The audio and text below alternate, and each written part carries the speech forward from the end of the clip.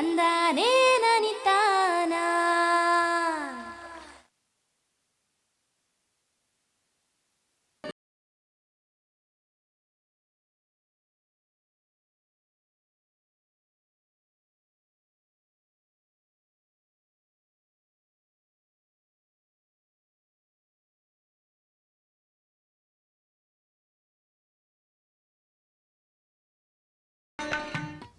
ಆತ್ಮೀಯ ಬಂಧುಗಳೇ ನಮಸ್ಕಾರ. ದೂರದರ್ಶನದ ನಮ್ಮ ಕೃಷಿ ದರ್ಶನ ಕಾರ್ಯಕ್ರಮಕ್ಕೆ ತಮಗೆ ಆತ್ಮೀಯವಾದಂಥ ಸ್ವಾಗತ. ತಮಗೆ ಗೊತ್ತಿದೆ, ಇತ್ತೀಚಿನ ದಿನಗಳಲ್ಲಿ ಸಾಕಷ್ಟು ತೋಟಗಾರಿಕಾ ಬೆಳೆಗಳ ವಿಸ್ತೀರ್ಣ ಹೆಚ್ಚುತ್ತಾ ಇದೆ. ಜೊತೆಗೆ ಹಲವಾರು ಸಮಸ್ಯೆಗಳು ಕೂಡ ಈ ಉತ್ಪಾದನೆಯಲ್ಲಿ ಇದೆ. ತೋಟಗಾರಿಕಾ ಬೆಳೆಗಳಲ್ಲಿ ಪ್ರಮುಖವಾಗಿ ಬರತಕ್ಕಂತಹ ರೋಗಗಳನ್ನು ಯಾವ ಕಾಲದಲ್ಲಿ ಯಾವ ರೋಗಗಳು ಯಾವ ಬೆಳೆಗೆ ಬರ್ತವೆ, ಯಾವ ಕಾರಣದಿಂದ ಬರ್ತವೆ, ಇವುಗಳ ಚಿಹ್ನೆಗಳೇನು, ಜೊತೆಗೆ ಇವುಗಳನ್ನು ಯಾವ ರೀತಿ ನಾವು ನಿರ್ವಹಣೆ ಮಾಡಬೇಕು ಎಂಬುದರ ಬಗ್ಗೆ ನಮ್ಮ ಕೃಷಿಕ ಬಂಧುಗಳು ಚೆನ್ನಾಗಿ ಅಥವಾ ವೈಜ್ಞಾನಿಕವಾಗಿ ತಿಳಿದುಕೊಳ್ಳೋದಾದರೆ ಹೆಚ್ಚು ಉತ್ಪಾದಕತೆಯನ್ನು ಪಡೆಯಲಿಕ್ಕೆ ಅವಕಾಶಗಳಿದೆ, ಹೆಚ್ಚು ಆರ್ಥಿಕ ಲಾಭವನ್ನು ಕೂಡ ಪಡೆಯಲಿಕ್ಕೆ ಅವಕಾಶಗಳಿದೆ. ಆತ್ಮೀಯ ಬಂಧುಗಳೇ, ಇವತ್ತಿನ ದಿವಸ ನೇರವಾಗಿ ತೋಟಗಾರಿಕಾ ಬೆಳೆಗಳಲ್ಲಿ ಬರತಕ್ಕಂತಹ ರೋಗಗಳ ನಿರ್ವಹಣೆ ಕುರಿತಾದಂತಹ ನೇರ ಫೋನ್ ಇನ್ ಕಾರ್ಯಕ್ರಮದಲ್ಲಿ ನಾವು ಒಟ್ಟಿಗೆ ಸ್ಟುಡಿಯೋದಲ್ಲಿ ಇದ್ದೇವೆ. ನಿಮ್ಮ ಪ್ರಶ್ನೆಗಳನ್ನು ಈ ತೋಟಗಾರಿಕಾ ಬೆಳೆಗಳಲ್ಲಿ ಬರುವಂತಹ ರೋಗಗಳ ಬಗ್ಗೆ ತಾವು ಕೇಳಬಹುದು. ನಿಮ್ಮ ಪ್ರಶ್ನೆಗಳಿಗೆ ಉತ್ತರವನ್ನು ನೀಡಲಿಕ್ಕೆ ನಮ್ಮೊಟ್ಟಿಗೆ ಸ್ಟುಡಿಯೋದಲ್ಲಿರತಕ್ಕಂಥವರು ಕಿತ್ತೂರು ರಾಣಿ ಚೆನ್ನಮ್ಮ ತೋಟಗಾರಿಕಾ ಮಹಾವಿದ್ಯಾಲಯ ಅರಭಾವಿ ಇಲ್ಲಿ ಡೀನ್ ಆಗಿರ್ತಕ್ಕಂತಹ ಡಾಕ್ಟರ್ ಮುಕುಂದ್ ಎಸ್ ಕುಲಕರ್ಣಿಯವರು ನಮ್ಮೊಟ್ಟಿಗೆ ಸ್ಟುಡಿಯೋದಲ್ಲಿ ಇದ್ದಾರೆ. ನಿಮ್ಮೆಲ್ಲರ ಪರವಾಗಿ ಅವರಿಗೆ ನಮಸ್ಕಾರಗಳು. ನಮಸ್ಕಾರ. ಡಾಕ್ಟರ್ ಕುಲಕರ್ಣಿಯವರೇ, ನಾನು ಹೇಳಿದಾಗೆ ತೋಟಗಾರಿಕಾ ಬೆಳೆಗಳು ಹೆಚ್ಚು ಪ್ರಾಮುಖ್ಯತೆಯನ್ನು ಪಡಿತಾ ಇರ್ತಕ್ಕಂಥ ಕಾಲಘಟ್ಟ ಇದು. ಈಗ ರೈತರು ಹೆಚ್ಚಾಗಿ ಇವುಗಳಲ್ಲಿ ಬರ್ತಕ್ಕಂಥ ರೋಗಗಳ ಬಗ್ಗೆ ಚೆನ್ನಾಗಿ ತಿಳಿದುಕೊಂಡು ಅವುಗಳ ನಿರ್ವಹಣೆಯನ್ನು ಮಾಡೋದಾದರೆ ಹೆಚ್ಚು ಲಾಭ ಇದೆ. ಈಗ ಮುಖ್ಯವಾಗಿ ಯಾವೆಲ್ಲ ಕಾರಣಗಳಿಂದ ತೋಟಗಾರಿಕಾ ಬೆಳೆಗಳಲ್ಲಿ ಯಾವೆಲ್ಲ ರೋಗಗಳು ಬರ್ತವೆ ಅಂತೀರಿ, ಸಂಕ್ಷಿಪ್ತವಾಗಿ ಹೇಳ್ಬೋದು? ಈ ತೋಟಗಾರಿಕಾ ಬೆಳೆಗಳಲ್ಲಿ ರೋಗ ಬರಲಿಕ್ಕೆ ಮುಖ್ಯ ಕಾರಣಗಳಂದರೆ 4 ವಿಧವಾದಂಥ ಒಂದು ರೋಗಾಣುಗಳಿವೆ. ಅವುಗಳಲ್ಲಿ ಮುಖ್ಯವಾದಂದರೆ ಶಿಲೀಂಧ್ರದಿಂದ ಬರ್ತಕ್ಕಂಥ ಒಂದು ರೋಗಗಳು, ನಂತರ ಈ ದುಂಡಾಣುಗಳಿಂದ ಬರ್ತಕ್ಕಂಥ ಒಂದು ರೋಗಗಳು, ಅಲ್ಲದೆ ಈ ನಿಮೆಟೋಡ್ ಅಥವಾ ನಾವು ಜಂತು ರೋಗಗಳು ಅಂತ ಹೇಳ್ತೀವಿ. ಅದಲ್ಲದೆ ವೈರಸ್ನಿಂದ ಬರ್ತಕ್ಕಂಥ ಒಂದು ರೋಗಗಳು ಅತಿ ಹೆಚ್ಚಾಗಿ ರೈತರ ಬೆಳೆಗೆ ಬಾಧಿಸ್ತಾ ಇವೆ. ವೀಕ್ಷಕರೇ, ತಾವು ಕೇಳಿದ್ರಲ್ಲ, ತೋಟಗಾರಿಕಾ ಬೆಳೆಗಳಲ್ಲಿ ಬರತಕ್ಕಂಥ ಈ ರೋಗಗಳನ್ನು ಯಾವ ರೀತಿ ನಿರ್ವಹಣೆ ಮಾಡಬೇಕು ಎಂಬಂತಹ ವಿಷಯದಲ್ಲಿ ಪ್ರಶ್ನೆಗಳೇನಾದರೂ ಇದ್ದಲ್ಲಿ ನೀವು ನೇರವಾಗಿ ನಮಗೆ ಫೋನ್ ಮುಖಾಂತರ ಕೇಳ್ಬೋದು. ನಮ್ಮ ದೂರವಾಣಿ ಸಂಖ್ಯೆಗಳು 08023542599, ಮತ್ತೊಂದು ದೂರವಾಣಿ ಸಂಖ್ಯೆ 08023542699. ಪ್ರಶ್ನೆಗಳನ್ನು ತಾವು ಕೇಳ್ತೀರಲ್ಲ. ಡಾಕ್ಟರ್ ಕುಲಕರ್ಣಿಯವರೇ, ಈಗ ಈ ಹಲವಾರು ರೀತಿಯ ರೋಗಗಳನ್ನು ಹೇಳಿದ್ರಿ. ಏನು ಶಿಲೀಂಧ್ರದಿಂದ, ವೈರಸ್ಸಿಂದ, ಬ್ಯಾಕ್ಟೀರಿಯಾದಿಂದ ಇದ್ದಾಗ ಈಗ ಯಾವ ಪ್ರಮುಖ ಬೆಳೆಗಳಲ್ಲಿ ಯಾವ ರೋಗಗಳನ್ನು ಈ ಒಂದು ಸಂದರ್ಭದಲ್ಲಿ ನಾವು ಕಾಣ್ಬೋದು ಅಂತೀರಿ? ಈಗ ನಾವು ವಿಚಾರ ಮಾಡಿ ನೋಡಲಾಗಿ ಈಗ ಮುಖ್ಯವಾಗಿ ಹಣ್ಣುಗಳ ರಾಜ ಅಂಥೇಳಿ ನಾವು ಮಾವಿನ ಒಂದು ಬೆಳೆಯನ್ನು ಕರಿತೀವಿ. ಈ ಮಾವಿನ ಬೆಳೆಯ ಹಣ್ಣುಗಳು ಈಗಾಗಲೇ ನಮ್ಮ ಮಾರುಕಟ್ಟೆಯಲ್ಲಿ ಲಭ್ಯವೇ. ಆದರೆ ರೈತರ ಹೊಲದಲ್ಲಿ ಅಲ್ಲಿಂದನೇ ಬರ್ತಕ್ಕಂಥ ಒಂದು ಮುಖ್ಯವಾದ ರೋಗ ಅಂದರೆ ಹಣ್ಣು ಕೊಳ್ಳೆ ರೋಗ. ಇದು ಒಂದು ಈಗ ಸದ್ಯ ಅತಿ ಹೆಚ್ಚಿನ ಒಂದು ಹಾನಿಯನ್ನು ಉಂಟು ಮಾಡ್ತಕ್ಕಂಥ ಒಂದು ರೋಗ. ಇದು ಗಿಡದಿಂದನೇ ಬರ್ಬೋದು ಅಥವಾ ನಾವು ಶೇಖರಣೆಯಲ್ಲಿ ಕೂಡ ಈ ರೋಗದ ಒಂದು ಹಾನಿ ಹೆಚ್ಚಿಗೆ ಆಗ್ಬೋದು. ಚಿತ್ರದಲ್ಲಿ ಕಾಣ್ತಾ ಇದ್ದೀವಿ. ಇದು ಮಾವಿನ ಹಣ್ಣು ಕೊಳೆ ರೋಗ. ಇದು ಒಂದು ಶಿಲೀಂಧ್ರ ಬರ್ತಕ್ಕಂಥ ರೋಗ. ಇದಕ್ಕೆ ನಾವು ಕೊಲೆಟೋಟ್ರೈಕಮ್ ಲಿಂಡೆಮುಥಿಯಾನಮ್ ಅಂತ ಹೇಳ್ತೀವಿ. ಅಂತಹ ಒಂದು ಶಿಲೀಂಧ್ರ ಬರ್ತಕ್ಕಂಥ ಒಂದು ರೋಗ. ಇದು ಈ ಒಂದು ಹವಾಮಾನಕ್ಕೆ ಹೆಚ್ಚಿನ ಬಾಧೆಯನ್ನು ಉಂಟು ಮಾಡ್ತದೆ. ಮತ್ತು ನಾವು ಶೇಖರಣೆಯಲ್ಲಿ ಒಂದು ಉಷ್ಣತೆಯನ್ನು ಕಡಿಮೆ ಮಾಡಿ ನಾವು ಶೇಖರಣೆ ಮಾಡಿದ್ರೆ ಈ ರೋಗದ ಹಾನಿಯನ್ನು ನಾವು ಕಡಿಮೆ ಮಾಡ್ಕೋಬೋದು. ಅದಲ್ಲದೆ ವಾತಾವರಣದಲ್ಲಿ ಆರ್ದ್ರತೆ ಹೆಚ್ಚಿಗೆ ಆದರೆ ಈ ರೋಗದ ಬಾಧೆ ಹೆಚ್ಚಿಗೆ ಆಗ್ತದೆ. ಅದನ್ನು ರೈತರು ಗಮನಿಸಿ ಅದಕ್ಕೆ ಒಂದು ನಾವು ಉಪಾಯನ ಇತರ ಬೆಳೆಗಳಲ್ಲಿ ಮುಖ್ಯವಾಗಿ ಬಾಳೆ ಅಂತ ಏನು ಹೇಳ್ತೀವಿ. ಬಾಳೆಯಲ್ಲೂ ಕೂಡ ಈಗ ಹಣ್ಣು ಕೊಳೆ ರೋಗ ಅತಿ ಹೆಚ್ಚಿನ ಪ್ರಮಾಣದಲ್ಲಿ ಕಂಡು ಬರ್ತದೆ. ಅದಲ್ಲದೆ ಬಾಳೆಗೆ ಸಿಗಾಟೋಕ ಎಲೆ ಚುಕ್ಕೆ ರೋಗ ಅಂತ ಹೇಳಿ ಇನ್ನೊಂದು ಅತಿ ಪ್ರಮುಖವಾದಂಥ ರೋಗ ಎಲ್ಲ ಪ್ರದೇಶಗಳಲ್ಲಿ. ಒಂದು ಪ್ರಶ್ನೆ ಇದೆ, ಆ ಪ್ರಶ್ನೆ ತೆಗೆದುಕೊಂಡು ಆನಂತರ ನಮ್ಮ ಚರ್ಚೆಯನ್ನು ಮುಂದುವರಿಸೋಣ. Hello hello hello hello sir, ನಮಸ್ಕಾರ. ನಾನು ಇಸ್ಮಾಯಿಲ್ ಅಂತ. ಹೇಳಿ ಇಸ್ಮಾಯಿಲ್ ಅವರೇ, ನಿಮ್ಮ ಪ್ರಶ್ನೆ ಕೇಳಿ. ಸರ್ ನಮಸ್ಕಾರ. ಸರ್ ನಮಸ್ಕಾರ. ಸರ್, ನಾನು ಹುಣಸೂರು ತಾಲೂಕು ರತ್ನಾಪುರಿ ಕೋಟೆ ಅಂತ ಸರ್, ಸರಿ, ಮೈಸೂರು ಜಿಲ್ಲೆ. ಸರ್ ಈ ಮೈಲ್ ಸುತ್ತಾನುವೆ ಸುಣ್ಣ ಬೆರೆಸಿ ಹ್ಮ್ ಇದಕ್ಕೆ ತೋಟಗಾರಿಕೆ ಬೆಳೆಗಳಿಗೆ ಎಲ್ಲದಕ್ಕೂ ಯೂಸ್ ಮಾಡ್ಬೋದಾ? ಒಂದು ಇದರಿಂದ ನಮ್ಗೆ ಪ್ರಯೋಜನ ಏನು? ಈ ಬೋರ್ಡು ಮೈಲು ತುತ್ತಂದಾಗ ಅಂತ ಕಾಣ್ತೇವೆ. ಅದನ್ನ ಯಾವ ಬೆಳೆಗೆ ಯಾವ ಸಂದರ್ಭದಲ್ಲಿ ನಾವು ಯಾವ ರೋಗಕ್ಕೆ ಹಾಕ್ಬೋದು ಅಂತ ಹೇಳ್ತೀರಿ? ಒಳ್ಳೆ ಈಗ ಪ್ರಶ್ನೆ. ಇಸ್ಮಾಯಿಲ್ ಅವ್ರು ಆಯ್ತು, ಇಸ್ಮಾಯಿಲ್ ಅವರೇ ಉತ್ತರ ಕೇಳಿ. ಈಗ ಈ ಒಂದು ಬೋರ್ಡೋ ದ್ರಾವಣ ಅಂತ ನಾವು ಹೇಳ್ತೀವಿ, ಇದು ಒಂದು ಅತ್ಯುತ್ತಮವಾದಂಥ ಒಂದು ಶಿಲೀಂಧ್ರನಾಶಕ. ಇದನ್ನು ತೋಟಗಾರಿಕೆ ಬೆಳೆಗಳಲ್ಲಿ ಬಹಳಷ್ಟು ರೋಗಗಳು ಏನು ಬರ್ತವೆ ಅವುಗಳ ಹತೋಟಿಗಾಗಿ ಇದನ್ನು ಬಹಳಷ್ಟು ಹಿಂದಿನ ಕಾಲದಿಂದನೂ ಉಪಯೋಗ ಮಾಡೋದು ಬಹಳಷ್ಟು ಯಾವೆಲ್ಲ ಬೆಳೆಗಳು ಪ್ರಚಲಿತ. ಸಾಮಾನ್ಯವಾಗಿ ಬಳಸ್ತೀವಿ? ಮುಖ್ಯವಾಗಿ ಇದನ್ನು ನಾವು ಬ್ಲ್ಯಾಕ್ ಪೆಪ್ಪರ್ ಅಥವಾ ಕಾಳುಮೆಣಸಲ್ಲಿ ಬರ್ತಕ್ಕಂಥ ಒಂದು ರೋಗಕ್ಕೆ, ಅಲ್ಲದೆ ತೆಂಗಿನ ಗಿಡದಲ್ಲಿ ಬರ್ತಕ್ಕಂಥ ಒಂದು ರೋಗಕ್ಕೆ, ಮತ್ತು ಅಡಿಕೆ ಬೆಳೆಯ ಒಂದು ಕೊಳೆ ರೋಗ ಏನಿದೆ ಅದಕ್ಕೆ ಅತಿ ಪ್ರಮುಖವಾಗಿ ಇದು ಶಿಲೀಂಧ್ರದಿಂದ ಬರತಕ್ಕಂಥ ರೋಗಗಳ ಹತೋಟಿಗಾಗಿ ಈ ಬೋರ್ಡ್ ಒಳ್ಳೆ ಪ್ರಶ್ನೆಯನ್ನ ಕೇಳಿದ್ರು ಅವರು. ಮತ್ತೊಂದು ಪ್ರಶ್ನೆ ಇದೆ ಡಾಕ್ಟ್ರೇ.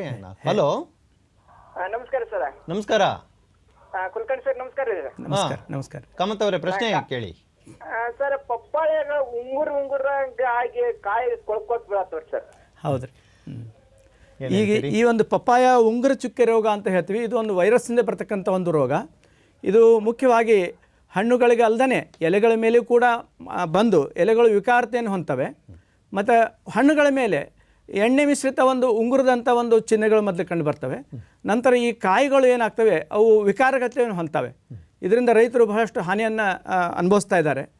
ಇದು ಒಂದು ವೈರಸ್ಸಿಂದ ಬರ್ತಕ್ಕಂಥ ಒಂದು ರೋಗ. ಆದ್ದರಿಂದ ಈ ರೋಗದ ಹರಡುವಿಕೆ ಏನಿದೆ ಇದೊಂದು ಕೀಟದಿಂದ ಆಗ್ತದೆ. ಇದಕ್ಕೆ ನಾವು ಎಫಿಡ್ ಅಂತ ಹೇಳ್ತೀವಿ, ಎಫಿಸ್ ಗಾಸಿಪೈ ಅಂತ. ವೈರಸ್ ಆದರೂ ಕೂಡ ಇದನ್ನು ಹರಡುವಂತದ್ದು ಒಂದು ಕೀಟ. ಅದಕ್ಕಾಗಿ ಕೀಟದ ಒಂದು ಹತೋಟಿಯನ್ನು ನಾವು ಮಾಡಿದರೆ ಈ ರೋಗದ ಹತೋಟಿಯನ್ನು ನಾವು ಅತಿ ಸಮರ್ಥವಾಗಿ ಮಾಡ್ಕೋಬಹುದು. ಇದಕ್ಕಾಗಿ ಚರ್ಚೆ ಮಾಡೋದಕ್ಕೆ ಮೊದಲು ಈ ತರ ಬೇರೆ ಬೆಳೆಗಳಲ್ಲಿ ಬರ್ತಕ್ಕಂಥ ಒಂದು ಈ ತರ ಬೇರೆ ಬೇರೆ ರೋಗಗಳ ಬಗ್ಗೆ ಸಂಕ್ಷಿಪ್ತವಾಗಿ ಹೇಳ್ಬೋದು. ಈ ಪ್ರಸ್ತುತ ಸಂದರ್ಭದಲ್ಲಿ ನಾವು ಈಗ ತಾನೇ ನಾವು ಏನು ಡಿಸ್ಕಷನ್ ಮಾಡ್ತಾ ಇದ್ವಿ, ಈ ಬಾಳೆ ಬೆಳೆಯಲ್ಲಿ ಬರ್ತಕ್ಕಂಥ ಒಂದು ಸಿಗಾಟೋಕ ಎಲೆಚುಕ್ಕೆ ರೋಗ, ಇದು ಒಂದು ಕೂಡ ಸಿರಿಯಿಂದ ಬರ್ತಕ್ಕಂಥ ಒಂದು ರೋಗ. ಇದು ಬಹಳಷ್ಟು ಪ್ರದೇಶಗಳಲ್ಲಿ ಬರ್ತಾ ಇದೆ. ಇದು ಅದಲ್ದೇ ಮತ್ತು ಬಾಳೆಯಲ್ಲಿ ಒಂದು ವೈರಸ್ ರೋಗ ಅಂತ ಬರ್ತದೆ, ಬಂಜೆ ರೋಗ ಅಥವಾ ಬರಡು ರೋಗ ಅಂತ ಹೇಳ್ತೀವಿ ನಾವು. ಇದಕ್ಕೆ ಬಂಚಿ ಟಾಪ್ ಅಂತ ಹೇಳಿ ಇಂಗ್ಲೀಷ್ನಲ್ಲಿ ಕರಿತಾ ಇದೀವಿ.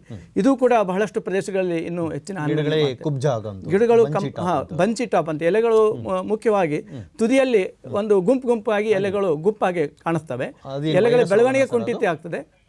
ಇದು ಒಂದು ವೈರಸ್ನಿಂದ ಬರ್ತಕ್ಕಂಥ ಒಂದು ರೋಗ. ಇದು ಕೂಡ ಒಂದು ಈ ಒಂದು ಕೀಟದಿಂದ ಹರಡ್ತಕ್ಕಂಥ ಒಂದು ರೋಗ. ಇದಕ್ಕೆ ದಾಳಿಂಬೆ ಈಗ ಜಾಸ್ತಿ ಪ್ರಶ್ನೆಗಳು ಕೇಳ್ತಾರೆ ಸರ್. Okay sir. ಈ ಒಂದು ಈ ಒಂದು ಬಾಳೆಯ ಒಂದು ಬಂಚಿ ಟಾಪ್ ರೋಗಕ್ಕೆ ನಿರ್ವಹಣೆ ಅಂತಂದರೆ ಇದರಲ್ಲೂ ಕೂಡ ನಾವು ಕೀಟದ ಹತೋಟಿ ಅತಿ ಪ್ರಮುಖವಾದ ಪಾತ್ರ. ಮತ್ತು ಈ ರೋಗ ಪೀಡಿತ ಗಿಡಗಳನ್ನು ಪ್ರಮುಖವಾಗಿ ನಾವು ಕಂಡುಹಿಡಿದು ಅವುಗಳನ್ನು ಬೇಗನೆ ಕಿತ್ತು ನಾಶಪಡಿಸಬೇಕಾಗ್ತದೆ. ನಂತರ ಈ ಒಂದು ಮೊದಲೇ ತಾವು ಕೆಲವು ಪ್ರಶ್ನೆಗಳನ್ನ ಈ ಮಾವು ಮತ್ತು ಇದರಲ್ಲಿ ಕೇಳಿದೆ. ಹೌದು. ಮತ್ತೆ ಅದರ ಒಂದು ಹತೋಟಿ ಕ್ರಮನ ಹೇಳಿ. ಮಾವಿನ ಒಂದು ಮುಖ್ಯ ರೋಗ ನಾನು ಹೇಳಿದೆ ಹಣ್ಣು ಕೊಳೆ ರೋಗ ಅಂಥೇಳಿ. ಇದರ ಒಂದು ಹತೋಟಿಗಾಗಿ ನಾವು ಈ ಕಾಯಿಯನ್ನು ನಾವು ಹಾರ್ವೆಸ್ಟ್ ಮಾಡೋಕ್ಕಿಂತ ಪೂರ್ವದಲ್ಲಿ ನಾವು ಒಂದು ಬಾವಿಸ್ಟಿನ್ 2 ಗ್ರಾಮ್ 1 ಲೀಟ್ರ್ ನೀರಿಗೆ ಬೆರೆಸಿ ಸಿಂಪಡಣೆ ಕೈಗೊಂಡ್ರೆ ಮುಂದೆ ಈ ರೋಗದ ಹತೋಟಿಯನ್ನು ನಾವು ಶೇಖರಣೆ ಸಮಯದಲ್ಲೂ ಕೂಡ ಕಡಿಮೆ ಮಾಡ್ಕೊಳ್ಳಿಕ್ಕೆ ಸಾಧ್ಯ ಇದೆ. ಇನ್ನು ಪಪಾಯದಲ್ಲಿ ಬರ್ತಕ್ಕಂಥ ರೋಗದ ಹತೋಟಿ ಸರ್? ಪಪಾಯ ಬರ್ತಕ್ಕಂಥ ಉಂಗುರು ಚುಕ್ಕ ರೋಗದ ಹತೋಟಿಗಾಗಿ ನಾವು ಇದು ಬಂದ ನಂತರ ಏನು ಮಾಡೋಕ್ಕೆ ಅಷ್ಟೊಂದು ಪರಿಣಾಮಕಾರಿ ಆಗೋದಿಲ್ಲ.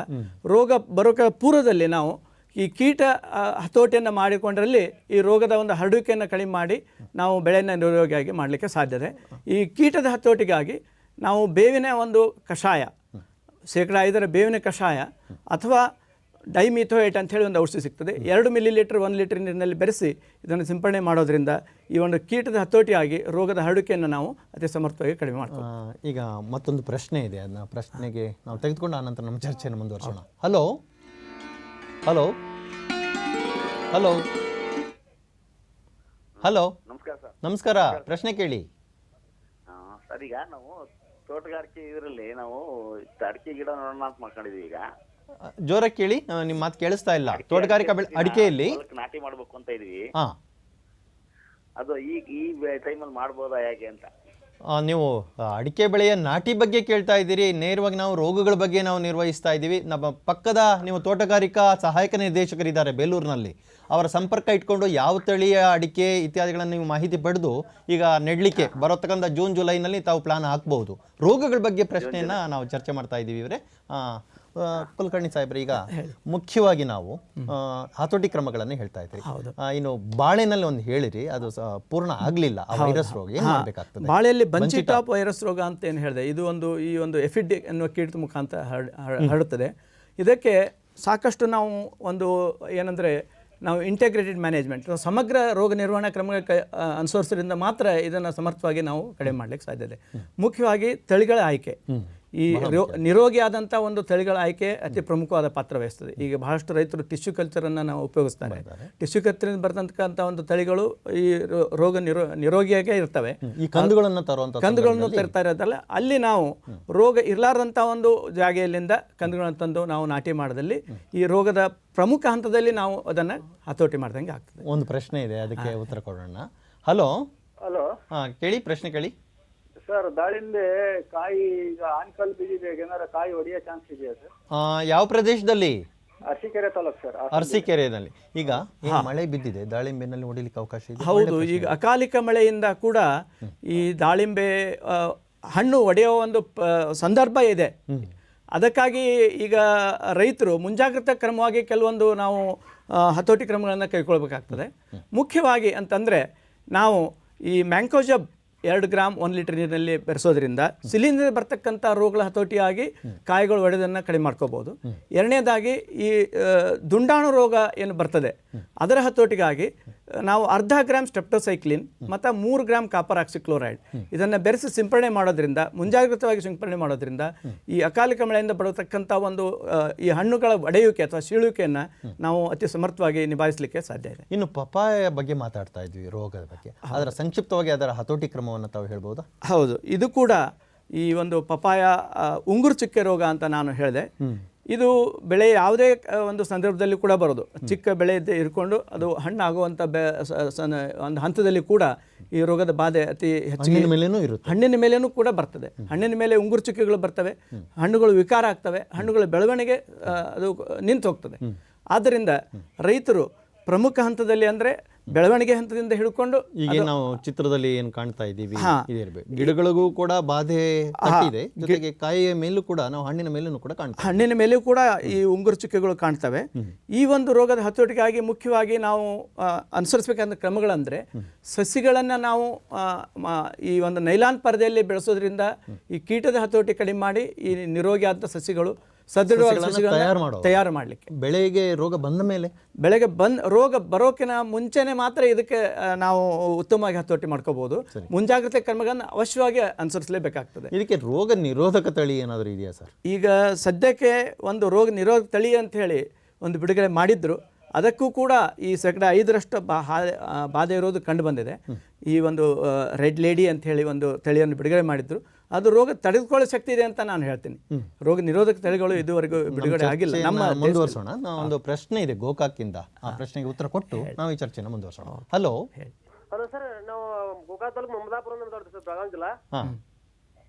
ಹೇಳಿ, ಪ್ರಶ್ನೆ ಕೇಳಿ. ತೆಂಗಿನ ಗಿಡಕ್ಕೆ ನುಸಿ ರೋಗ ಸರ್. ಆಯ್ತು, ತೆಂಗಿನ ನುಸಿ ರೋಗ ಏನಿದೆ ಇದು ಒಂದು ರೋಗದಿಂದ ಬರತಕ್ಕಂಥದ್ದಲ್ಲ. ನೀವು ನುಸಿ ರೋಗ ಅಂತೇಳಿ ಇದನ್ನ ತಪ್ಪಾಗಿ ನಾವು ಕರಿತಾ ಇದ್ದೇವೆ.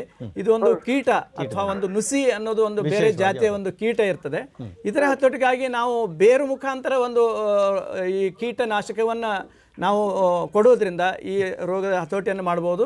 ಮತ್ತು ಬೆಳೆಗಳಿಗೆ ನಾವು ಹೆಚ್ಚಿಗೆ ಪೊಟ್ಯಾಶ್ ಗೊಬ್ಬರಗಳನ್ನು ಕೊಡೋದ್ರಿಂದ ಕೂಡ ಈ ರೋಗದ ಹತೋಟಿಯನ್ನು ನಾವು ಕಡಿಮೆ ಮಾಡಲಿಕ್ಕೆ ಸಾಧ್ಯ. ಪ್ರತಿ ಗಿಡಕ್ಕೆ ಮತ್ತೊಂದು ಪ್ರಶ್ನೆ ಇದೆ, ಅದಕ್ಕೆ ಉತ್ತರ ಕೊಟ್ಟು. ಹಲೋ ಹಲೋ ಹಲೋ, ಪ್ರಶ್ನೆ ಕೇಳಿ ಸರ್. ಇದರಲ್ಲಿ ನಮ್ದು ಮೋಸಂಬಿ ತೋಟದಲ್ಲಿ ಮೂರ್ತಿಯವರು ಯಲಬುರ್ಗದಿಂದ ಮೋಸಂಬಿ ಹಾಕಿದ್ವಿ. ರೆಡ್ ಸಾಯಿಲ್ ಇದೆ, 50 ಗಿಡ ಹಾಕಿದ್ವಿ. ಅದು ಅದೇ ಸ್ಲೋ ಇದು ಅಂತಲ್ಲ, ಕ್ವಿಕ್ ಡಿಕ್ಲೈನ್ ಅಂತ ಆಗ್ತಾ ಇದೆ. 4 ಗಿಡ ಹೋಗಿದೆ. ಟ್ರೀಟ್ಮೆಂಟ್ ಎಲ್ಲ ಕೊಟ್ಟಿದ್ದೀವಿ ಸರ್, ಟ್ರೈಕೋಡರ್ಮಾ ಕೊಟ್ಟಿದ್ದೀನಿ, ಮತ್ತೆ ಇದೆಲ್ಲ ಮಾಡಿದ್ದೀನಿ. ಆದ್ರೂ ಕಂಟ್ರೋಲ್ ಬರ್ತಾ ಇಲ್ಲ. ಎಷ್ಟು ತಿಂಗಳ ಗಿಡಗಳಿವೆ, ಸಸಿಗಳಿವೆ? ಒಟ್ಟು 60 ಸರ್. ಈಗ ಸುಮಾರು 5-6 ಆಲ್ರೆಡಿ ಹೋಗಿದೆ. ಅಲ್ಲ, ಹಂತ ಯಾವ್ದಿದೆ? 6 ತಿಂಗಳದ್ದೇನೋ, 1 ವರ್ಷ? ಇಲ್ಲ, 4 ವರ್ಷ ಇಲ್ಡಿಂಗ್ ಇದೆ. ಈಗ ಇಲ್ಡಿಂಗ್ ಇದೆ. ಇಲ್ಡಿಂಗ್ ಇದ್ದಲ್ಲಿ ರೋಗ ಅಂದ್ರೆ ಡೈಬ್ಯಾಗ್ ಆಗ್ತಾ ಇದೆ ನಿಮಗೆ. ಡೈಬ್ಯಾಗ್ ಕ್ವಿಕ್ ಡೈಕ್ಲೈನ್ ಅಥವಾ ಡೈಬ್ಯಾಕ್ ಆಗ್ತಾ ಇದೆ. ಅದರ ಹತೋಟಿ ಬಗ್ಗೆ ಹೇಳ್ಬೋದಾ? ಇದು ಮೋಸಂಬಿಯಲ್ಲಿ ಈ ಡೈಬ್ಯಾಕ್ ರೋಗ ಅಥವಾ ತುದಿ ಕೊಳೆ ರೋಗ ಅಂತ ನಾವು ಹೇಳ್ತೀವಿ, ತುದಿಯಿಂದ ಕೊಳ್ಕೊತ ಬರ್ತದೆ. ಇದಕ್ಕೆ ಪ್ರಮುಖ ಕಾರಣಗಳು 2 ಅಥವಾ 3 ರೋಗಾಣುಗಳು ಕೂಡಿರ್ತವೆ. ಒಂದು ಶಿಲೀಂಧ್ರ ಇರ್ಬೋದು, ಎರಡನೇದು ಕೆಳಗಡೆ ನಾವು ಜಂತು ರೋಗನೂ ಇರ್ಬೋದು. ಅದಕ್ಕಾಗಿ ನೀವು ಟ್ರೈಕೋಡರ್ಮಾ ಜೊತೆಗೆ ನೀವು ಸ್ವಲ್ಪ ಫೋರೇಟ್ ಅಥವಾ ಈ ಕಾರ್ಬೋಫ್ಯುರಾನನ್ನು ಪ್ರತಿ ಗಿಡದ ಬುಡಕ್ಕೆ 40 ಗ್ರಾಮ್ ಇದನ್ನು ನಾವು ಗಿಡದ ಬುಡಕ್ಕೆ ಬೆರೆಸಿ ಹಾಕೋದ್ರಿಂದ ನಿಮಗೆ ಒಂದು ಉತ್ತಮ ಪರಿಣಾಮ ಬರಬಹುದು ಅಂತ ನನಗೆ. ಒಂದು ಬಾರಿ ಹಾಕಿದ್ರೆ ಸಾಕ ಅಥವಾ ಫೋರೇಟನ್ನು ಮತ್ತೆ? ಫೋರೇಟನ್ನು ಈಗ ಹಾಕಿದ ನಂತರ ಮತ್ತೆ 3 ತಿಂಗಳ ನಂತರ ಮತ್ತೊಮ್ಮೆ ಹಾಕಬೇಕು. ಮತ್ತೊಂದು ಪ್ರಶ್ನೆ ಇದೆ. ಹಿರಿಯೂರಿಂದ ಶಿರಾದಿಂದ ತಿಮ್ಮಪ್ಪನವರು. ಹಲೋ ತಿಮ್ಮಪ್ಪ ಅವರೇ, ಪ್ರಶ್ನೆ ಕೇಳಿ. ಸರ್, ನೀವು ಕುಲಕರ್ಣಿ ಅವರಲ್ಲ? ಹೌದು, ಹೇಳಿ. ಸರ್ ನಮಸ್ಕಾರ, ನಮ್ಮ ಹೆಸರು ತಿಮ್ಮಪ್ಪ ಅಂತ, ಶಿರಾ ತಾಲೂಕು. ಪ್ರಶ್ನೆ ಕೇಳಿ ತಿಮ್ಮಪ್ಪನವರೇ, ನೇರವಾಗಿ. ದಾಳಂಬ್ರೆ ಗಿಡದಲ್ಲಿ ಇದು ದಾಳಂಬ್ರೆ ಹಣ್ಣಿಗೆ ಬರ್ತಾ ಇರ್ಬೇಕಾದ್ರೆ ಅದ್ರೊಳಗಡೆ ಒಂದೊಂದು ಮಚ್ಚಿ ಬಂದ್ಬಿಡುತ್ತೆ, ಒಳಗಡೆ ಒಂದೊಂದು ಬೀಜನು ಹಾಗೆ ಡ್ರೈ ಆಗಿಬಿಟ್ಟಿರುತ್ತೆ. ಯಾವ ರೋಗ ಮತ್ತೆ ಇದರ ಹತೋಟಿ ಹೇಗೆ ಸರ್? ಒಳಗಡೆ ಅಂದ್ರೆ ನಿಮ್ಮ ಹೊರಗಡೆ ಏನು ಕಾಣಲ್ವಾ ಅಲ್ವಾ ತಿಮ್ಮಪ್ಪ ಅವರೇ? ಹೊರಗಡೆ ಏನು ನಿಮಗೆ ಕಾಣಬರಲ್ಲ, ಅದರ ಒಳಗೆ ತೆಗೆದು ನೋಡಿದಾಗೆ ಮಚ್ಚೆ ಇರ್ತವೆ ಅಲ್ವಾ? ಅವ್ರು ಹೇಳಿದ್ರು, ಬಟ್ ಹೊರಗಡೆ ಏನು ಅವರು ಸರಿಯಾಗಿ ಮಾಹಿತಿ ಸಿಕ್ಕಲಿಲ್ಲ ನನಗೆ. ಹಲೋ ತಿಮ್ಮಪ್ಪ ಅವರೇ,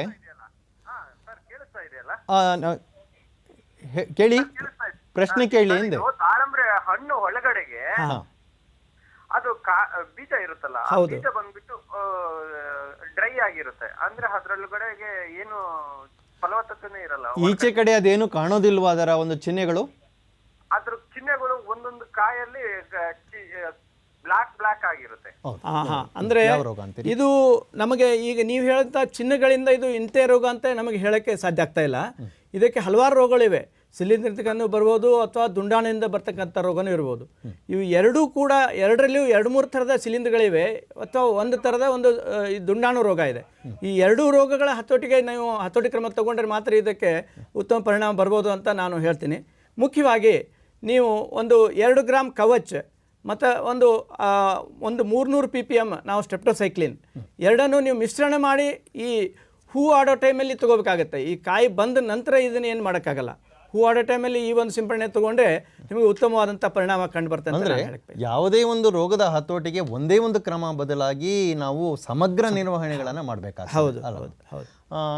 ಸಮಯ ಮೀರ್ತಾ ಬಂತು ಕುಲಕರ್ಣಿ ಸಾಹೇಬ್ರೆ. ಮುಖ್ಯವಾಗಿ ನಮ್ಮ ವೀಕ್ಷಕರ ಸಾಕಷ್ಟು ಪ್ರಶ್ನೆಗಳಿಗೆ ತಾವು ಉತ್ತರವನ್ನು ಕೊಟ್ರಿ. ಅವರ ಪರವಾಗಿ ನಿಮಗೆ ಧನ್ಯವಾದಗಳು. ನಮಸ್ಕಾರ.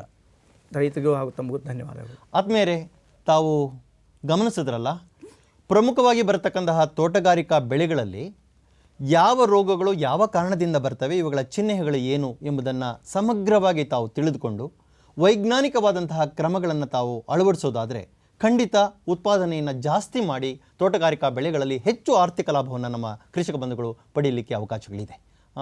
ಇಂದಿಗೆ ಇವತ್ತಿನ ಈ ಒಂದು ಕಾರ್ಯಕ್ರಮವನ್ನು ನಾವು ಮುಕ್ತಾಯ ಮಾಡ್ತಾ ಇದ್ದೀವಿ. ಈಗ ಕೃಷಿ ಮುಂದಿನ ಕಾರ್ಯಕ್ರಮದಲ್ಲಿ ತಾವು ಭೇಟಿಯಾಗೋಣ. ನಮಸ್ಕಾರ. ನಮಸ್ಕಾರ.